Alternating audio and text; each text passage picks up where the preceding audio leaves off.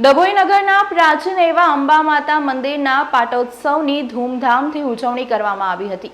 મોટી સંખ્યામાં મા અંબાના દર્શનનો લાવો ભક્તોએ લીધો હતો। ડભોઈના નાગરવાડા ખાતે આવેલ પ્રાચીન મંદિર આજ રોજ માતાજીના પાટોત્સવની ધૂમધામથી ઉજવણી કરવામાં આવી હતી।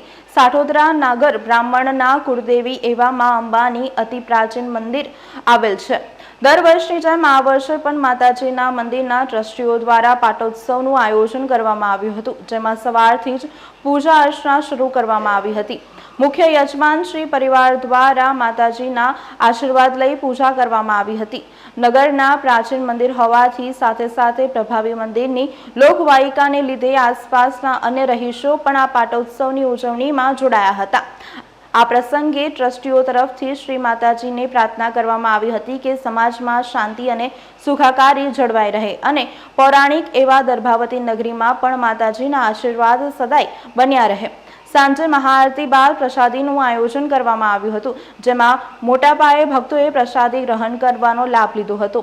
અત્રે ઉલ્લેખનીય છે કે નગરના લોકોનો વિકાસ થતા લોકો મંદિર અને મંદિરના દેવતાઓને છોડીને જતા રહેતા નગરના મંદિરો અન્ય દિવસોમાં નિર્જન બની રહેતા હોય છે। આજ રોજ સંગારવાડી પાસે નાગરવાડામાં મહાસુદ છઠના દિવસે આજે મા અંબે માનો જન્મદિવસ પાટોત્સવ નિમિત્તે આજે નાગર બ્રાહ્મણો જ્ઞાતિ સમાજ દ્વારા આજે સુંદર નવચંડી યજ્ઞનું અહીંયા આયોજન કર્યું છે।